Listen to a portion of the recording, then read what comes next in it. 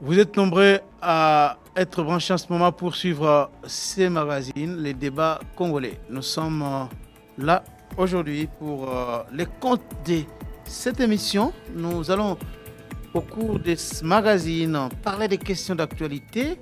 Ces questions sont en rapport notamment avec l'arrêt que la Cour constitutionnelle vient de rendre aujourd'hui sur dans l'affaire des invalidés de la CENI, les députés, les candidats invalidés par la CENI.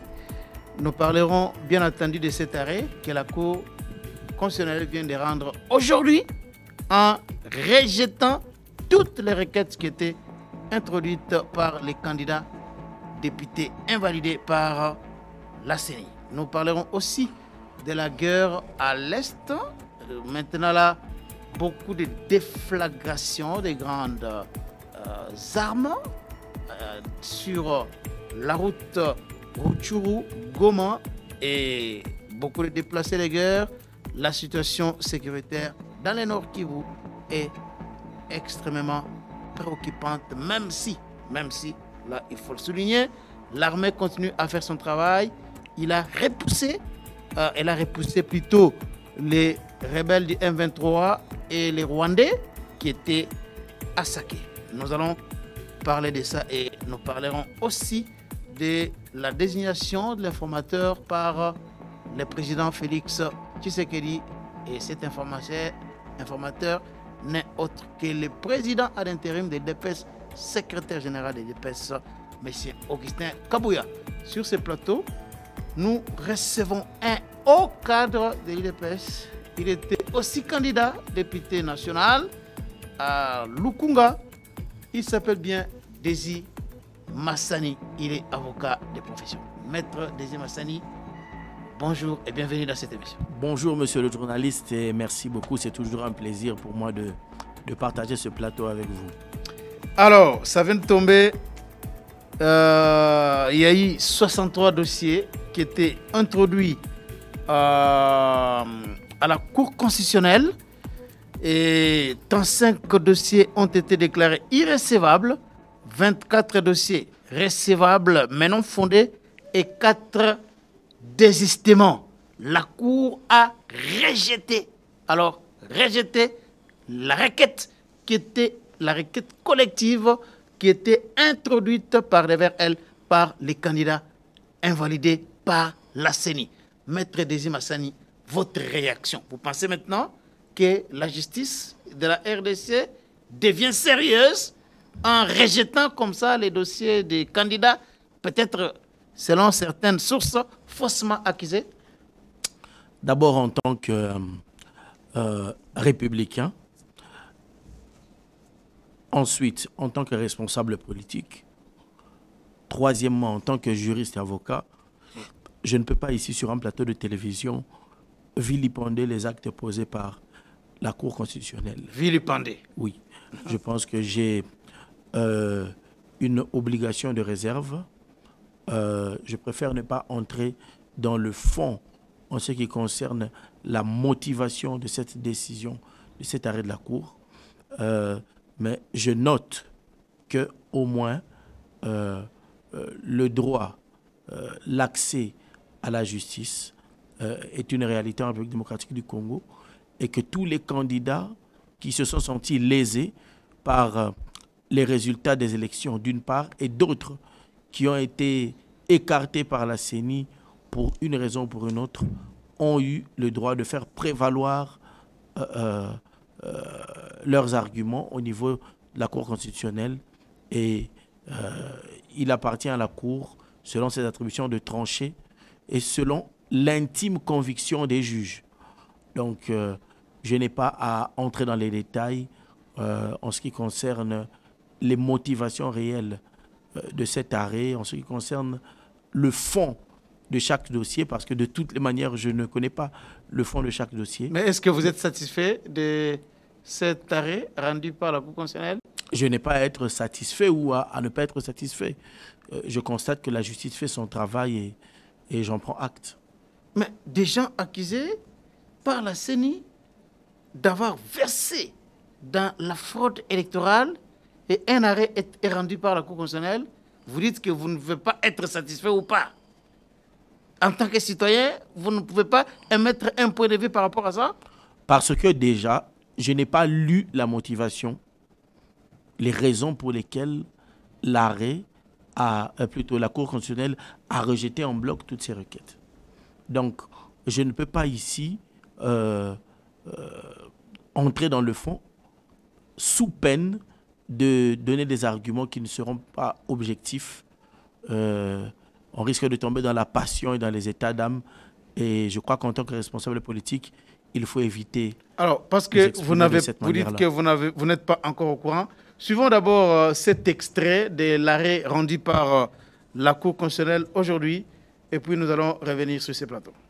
ACPA en cycle contre la Commission électorale nationale indépendante CENI en cycle en contestation de la décision numéro 001/CENI/AP/2024 du 5 janvier 2024 portant annulation des élections législatives, provinciales et communales et des suffrages dans certains bureaux et centres de vote. L'arrêt est entièrement rédigé, mais nous en donnons lecture sur dispositif. Par ces motifs, vu la Constitution de la République démocratique du Congo, telle que révisée à ce jour, spécialement son article 161 alinéa 2, vu la loi organique numéro 13/026 du 15 octobre 2013 portant organisation et fonctionnement de la Cour constitutionnelle, spécialement en son article 81.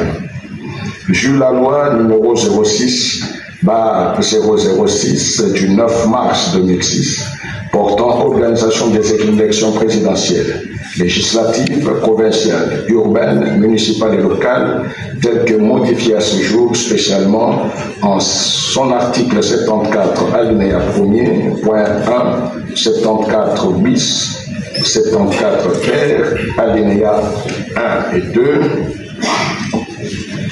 vu le règlement intérieur de la Cour constitutionnelle du 10 août 2018 en son article 86. La Cour constitutionnelle, siégeant en matière de contentieux des résultats aux élections législatives nationales, après avis du procureur général, se déclare compétente. Dit la requête irrecevable, dit qu'il n'y a pas lieu à paiement des frais, dit que le dispositif du... Oui, merci beaucoup. C'est juste un extrait. Hein? C'est un extrait. Mais, Maître Désy, parmi ces invalidés, aujourd'hui confirmés par la Cour constitutionnelle, même si la Cour a dit que la CENI n'a pas qualité d'invalider les candidats, c'est dans l'arrêt rendu aujourd'hui par la CENI, il y a des noms hein, de ceux-là qui ont été réhabilités, notamment par, dans leurs fonctions. Je parle bien ici de Gentini Ngobila qui étaient réhabilités par les vice-premiers ministres, ministre de l'Intérieur Peter Kazadi, au motif que la requête introduite par la Cour constitutionnelle n'était pas encore examinée.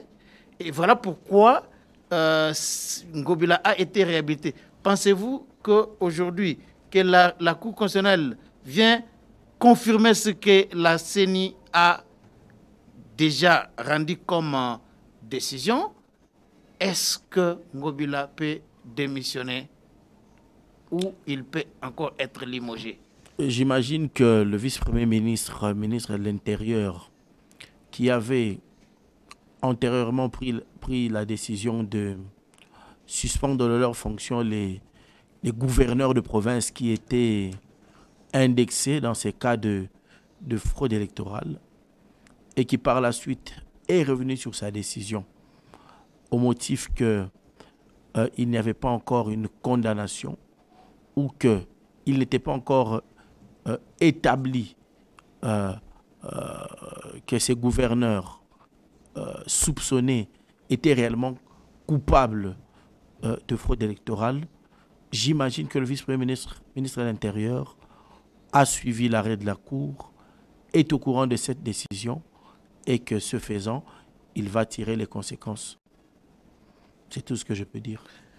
Alors, Maître Régis Massani, une autre question, c'est le deuxième sujet de cette émission, c'est la nomination de l'informateur par le président Tshisekedi. Augustin Kabouya, qui est président de l'UDPS et secrétaire général de ce parti, a été finalement désigné comme informateur par le président Tshisekedi. Il a une mission de 30 jours. Pensez-vous que Augustin Kabouya a vraiment l'expérience, l'expertise, les moyens qu'il faut pour mener à bon port cette mission? D'abord, je profite de cette occasion pour féliciter le secrétaire général de mon parti, M. Augustin Kabouya Tshilumba, pour sa désignation par le président de la République comme informateur. Pour répondre à votre question, je vous dirais que le président de la République connaît chacun de ses collaborateurs.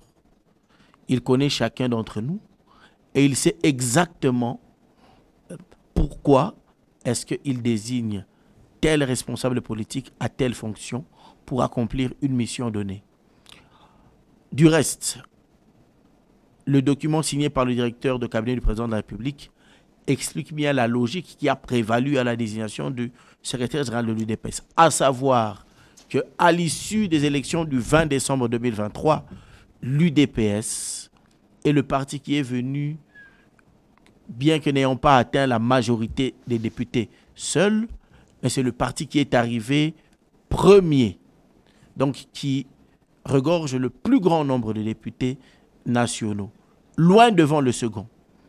Et qu'à ce titre, il a estimé qu'il... 69 députés, hein? Avec...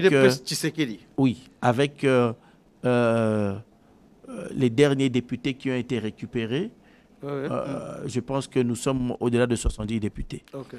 Je pense qu'il était tout à fait logique que ce soit le secrétaire général de l'UDPS, qui lui-même est un élu, qui puisse faire ce travail. D'autant plus que... Ah bon, vous pensez que pour être nommé informateur, il faut être du parti qui a le plus grand nombre de députés? Ce n'est pas ça que je dis, mais je dis que dans le contexte politique actuel, qui est le nôtre, la position du secrétaire général de l'UDPS lui permet d'être la personne la mieux indiquée pour faire ce travail. D'abord, en raison du nombre d'élus qui regorgent son parti. Je parle de l'UDPS Tshisekedi comme parti, mais aussi des partis autour de l'UDPS. En réalité, il s'agit d'identifier une majorité qui, on peut dire qu'elle existe déjà, qu'elle est déjà connue, qui est acquise au président de la République. Et le secrétaire général de l'UDPS est la personne qui est aujourd'hui la mieux placée pour le faire, la personne qui est capable de fédérer le mieux autour de lui, de rassembler. La mieux placée parce qu'issue du parti, ayant le plus grand nombre de députés, ou bien la mieux placée parce que bénéficiant tout simplement de la confiance du président de la République. Mais les deux comptent, l'un n'exclut pas l'autre. Il va sans dire que le président de la République ne confierait pas une mission d'information à quelqu'un en qui il n'a pas confiance. Mais en politique, il faut toujours tenir compte des contextes. Hein. Si hier, le contexte avait voulu que ce soit le président Bahati, mais dans le contexte actuel, qui est celui de l'Union sacrée, qui est celui des élections du 20 décembre, et lorsqu'on regarde l'ordre d'arrivée à l'issue de ces élections, il était tout à fait logique que le secrétaire général de l'UDPS soit désigné pour accomplir cette mission. Et je crois qu'il en a pleinement les capacités et que je pense qu'il ne fera même pas 30 jours. J'en doute très fort parce que... On parlera de ça, mais Maître Régis Massani, on a vu par le passé les gens qui étaient désignés pour identifier la majorité, les gens qui étaient désignés comme informateurs, avaient un dénominateur commun, les hommes d'expérience. On a vu à une certaine période, c'était Mwando Simba qui était désigné par Joseph Kabila, et Tshisekedi avait désigné Modeste Bahati.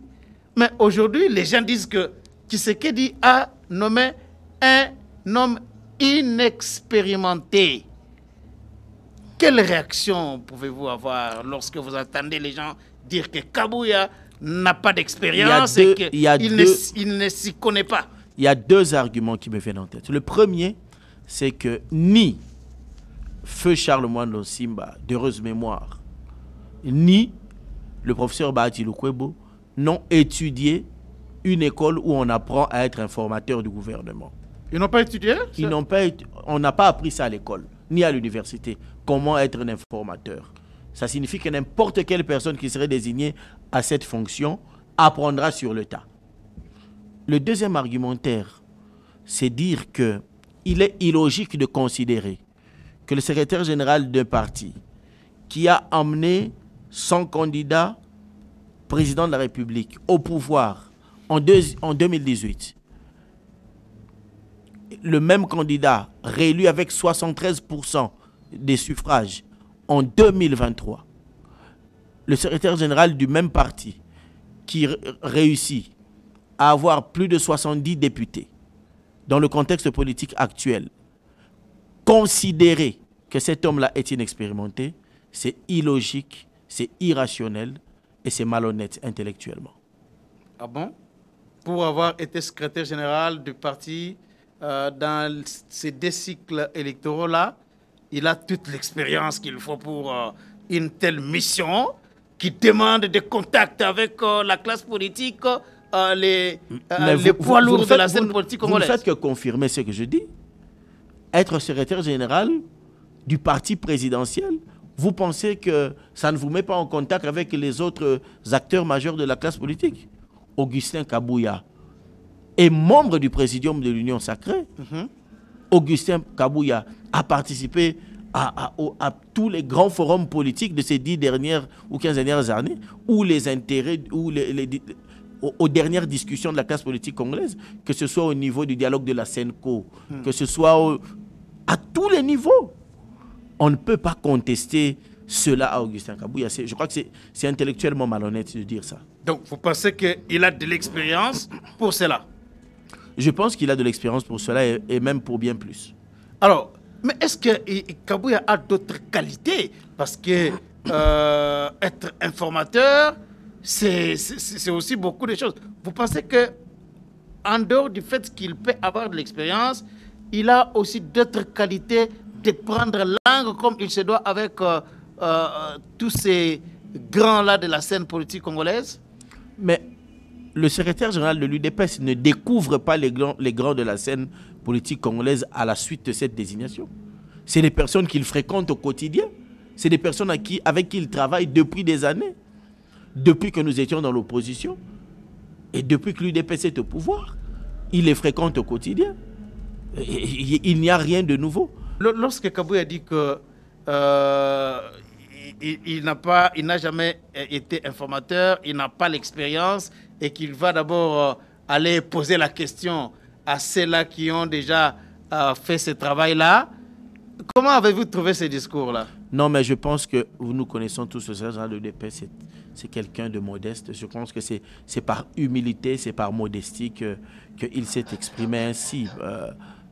Voilà, donc c'est par humilité et par modestie qu'il s'était exprimé ainsi, mais en tout cas, on ne peut pas aujourd'hui remettre en question le fait que le secrétaire général de l'UDPS soit en mesure de fédérer autour de lui ou de prendre langue avec les acteurs majeurs de la classe politique congolaise aujourd'hui.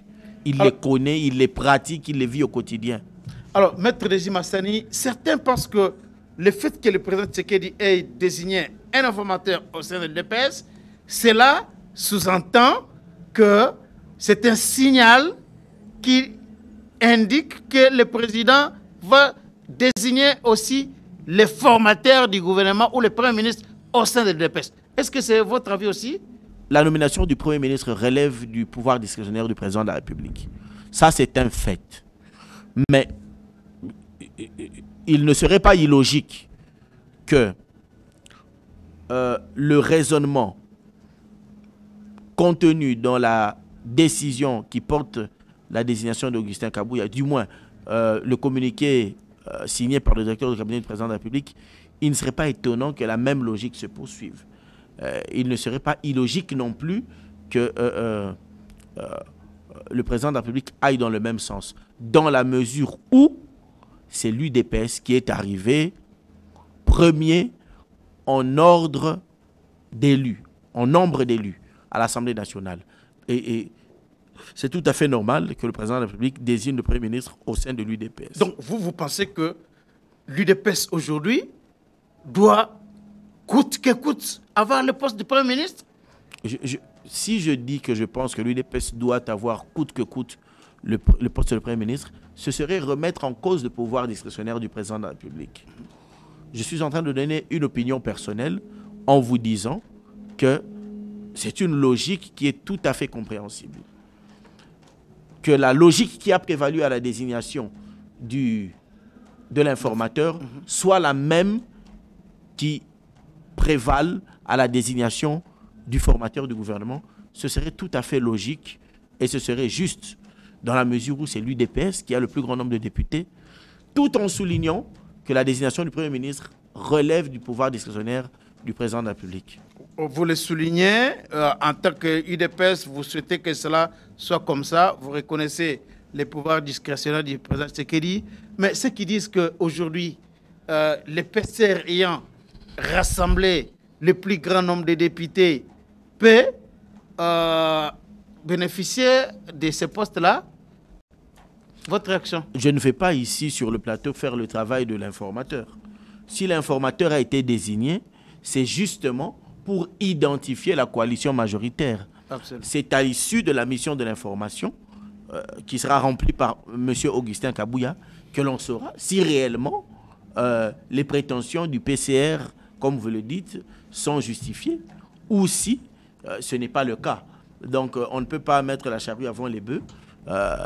Voilà.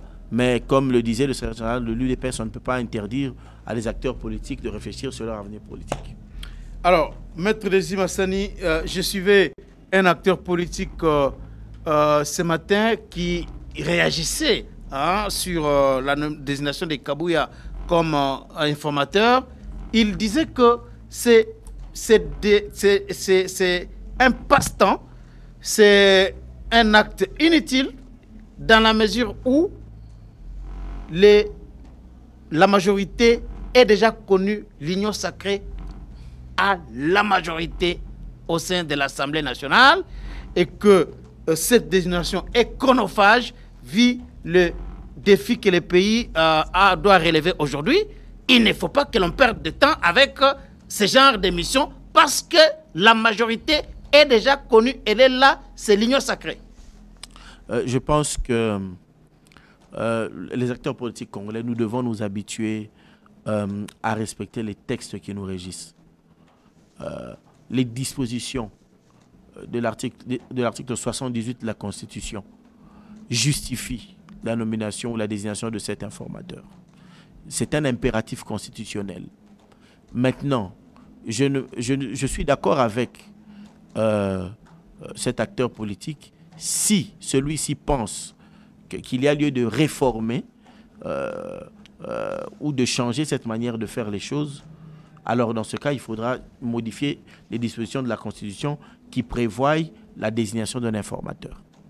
Mais puisque nous n'en sommes pas encore là, le président de la République, garant de la Constitution et du bon fonctionnement des institutions, était dans l'obligation de respecter ces dispositions constitutionnelles. Ça, c'est la première chose. Mais la deuxième chose, l'union sacrée n'est pas aller aux élections comme union sacrée.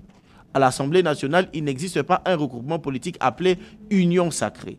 Les partis politiques sont allés aux élections comme partis politiques, soit des partis autonomes, soit comme regroupement politique. Donc, c'est peut-être pour cela que certains compatriotes ne comprennent pas. Il faudrait que de manière formelle, la coalition majoritaire soit identifiée à l'Assemblée nationale. vous avez parlé du PCR. C'est une donne qui n'existait pas avant les élections du 20 décembre. Peut-être faudrait-il en tenir compte aujourd'hui. C'est ça tout l'intérêt de la mission de l'informateur et je pense que ça ne devra pas traîner. Alors, la troisième question et le dernier sujet de cette émission, c'est la guerre à l'est du pays. Les FARDC ont repoussé à plus de 15 km les M23 et les Rwandais, militaires rwandais bien entendu, qui étaient déjà dans la localité de Saké. Ils ont été repoussés par les FARDC. L'axe routier Minova-Goma est libéré aujourd'hui. Et maintenant, les M23 se sont redéployés sur la route Goma-Rutshuru. C'est là-bas où se déroulent des combats intenses et il y a des déplacements massifs des Congolais. Maître Desimassani, hier, il y a eu des bombardements sur la ville de Goma, les matins et les soirs. À Saké, il y en a eu aussi hier. Aujourd'hui, ça continue encore. Jusqu'à quand cette guerre? Jusqu'à quand faudra-t-il attendre pour que, à la moindre escarmouche, tel qu'annoncé par le président de la République, soit mise en application? D'abord, permettez-moi d'adresser une pensée à l'égard de nos compatriotes de l'Est, principalement ceux habitant les localités qui sont aujourd'hui le théâtre des opérations, qui vivent tous ces affres de la guerre, toutes ces violences perpétrées par le Rwanda à travers ces supplétifs du M23. J'aimerais vraiment adresser toute ma solidarité à nos compatriotes et leur assurer que le président de la République et le gouvernement de la République mettent tout en œuvre pour que le plus tôt possible cette question soit résolue.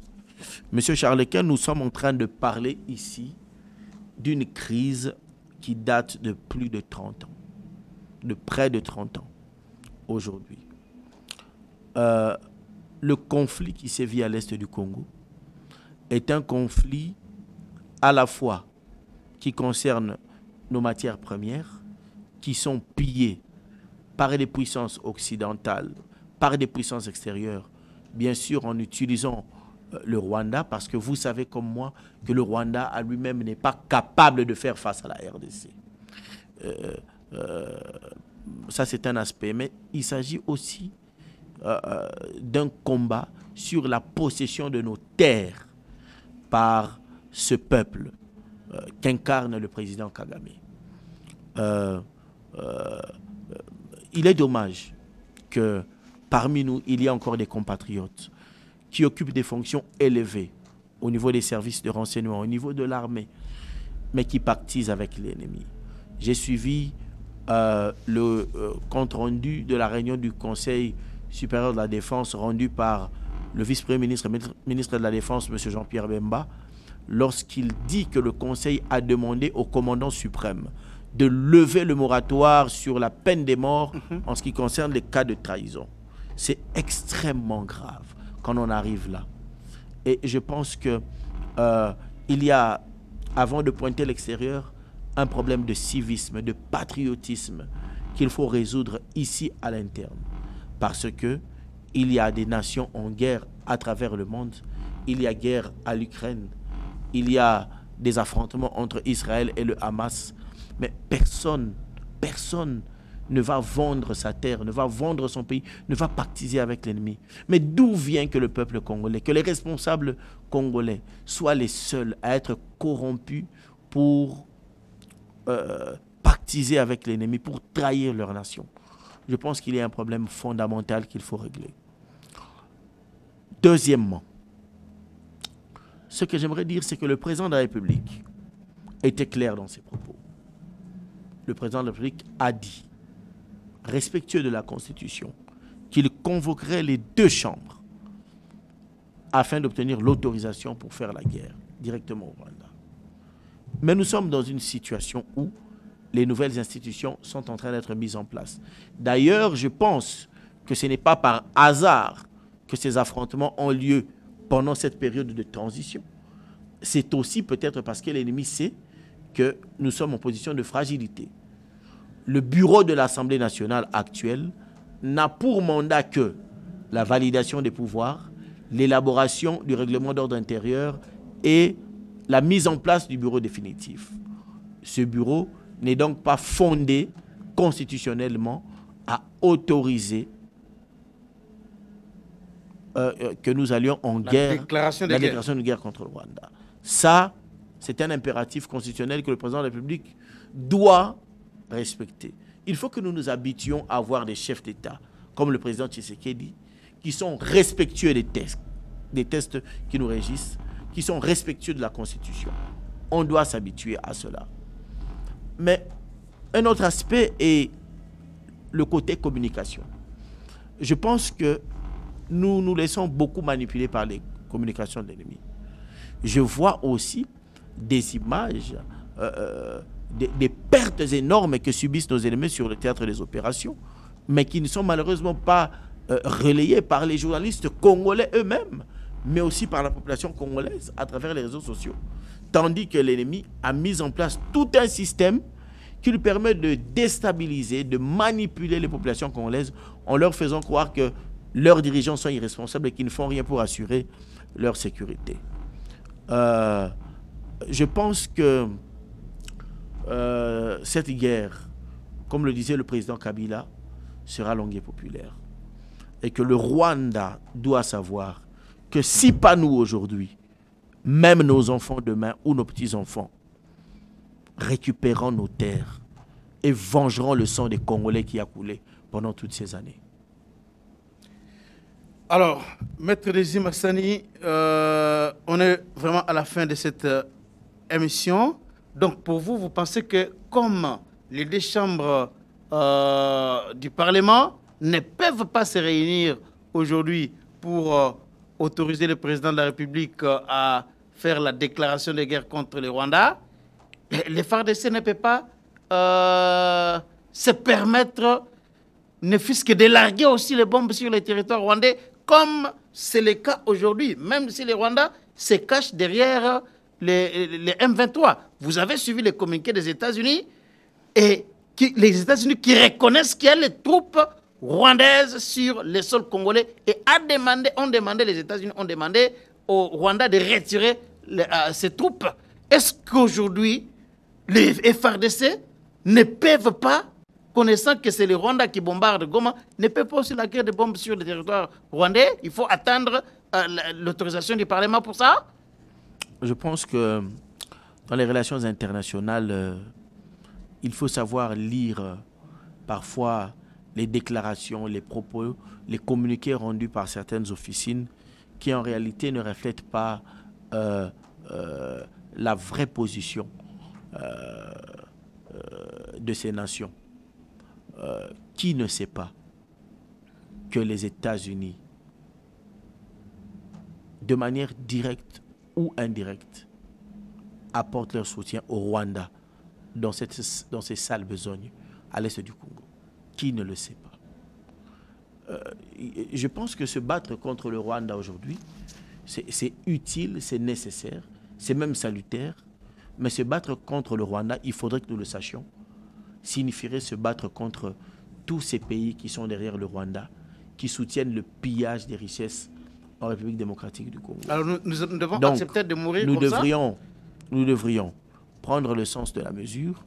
Et vous savez que dans ce domaine qui est si sensible, qui est le domaine de la défense nationale, c'est un domaine où on n'annonce pas à l'avance ce qu'on va faire, où il y a, d'ailleurs on dit de l'armée qu'elle est la grande muette. Mais je pense que ce n'est pas sur un plateau de télévision qu'on va étaler tout ce que les FARDC ou que le gouvernement compte faire. Mais est-ce que parce que nous savons que les États-Unis sont derrière le Rwanda, la Grande-Bretagne, le monde entier est derrière le Rwanda, que nous devons accepter que l'on soit tué comme ça chaque jour? Croyez-moi, si nous avions accepté cette situation, je pense que Goma, le Nord Kivu, le Sud Kivu serait déjà parti depuis longtemps. Si le Rwanda est en difficulté aujourd'hui, c'est parce que d'abord les populations se sentent rattachés à leur nation, ils se sentent congolais, ils ne sont pas prêts, elles ne sont pas prêtes à céder, elles ne sont pas prêtes à accepter la domination rwandaise. Mais deuxièmement, c'est parce qu'il y a une armée qui est soit en construction encore, parce que vous savez que notre armée finalement a subi les conséquences des différents brassages, mixages favorisés par les régimes passés qui ont emmené des infiltrations en masse dans nos services de défense et de sécurité, qui ont fragilisé notre appareil militaire. Je pense que nous devrions féliciter le président Tshisekedi, qui tient tête malgré ces réalités et qui arrive à tenir en échec l'ennemi malgré tout le soutien qu'il a de la, entre guillemets, fameuse communauté internationale. Donc, je pense que la population doit faire confiance à ses dirigeants, au président de la République. Doit s'aligner derrière le président Tshisekedi. Absolument. Et il y a des questions sur lesquelles nous ne devons pas transiger, sur lesquelles il ne doit pas y avoir de majorité, d'opposition. Il ne doit pas y avoir de MLC, UDPS, de PPRD. Il y a des questions d'intérêt national sur lesquelles nous devrions faire bloc. Comme nous avons fait bloc derrière les léopards, il doit en être ainsi en ce qui concerne cette guerre à l'est du pays. Merci beaucoup, Maître Désir Massani. Au cas des DPS, c'est un message clair et ça doit être un message pour tous les Congolais. Ce n'est pas le moment de se diviser. Ce n'est pas le moment de promouvoir la division au sein de notre pays, au sein de notre nation, parce que la République démocratique du Congo fait face aujourd'hui à un complot international. C'est clair et très clair. Merci beaucoup. C'est la fin de cette émission. Restez branchés. Abonnez-vous massivement sur GCR Congo Télévision. Et partagez aussi massivement toutes nos émissions dans vos groupes WhatsApp partout à travers le monde où vous vous trouvez. Aimez aussi cette vidéo. Merci. Rendez-vous au prochain numéro.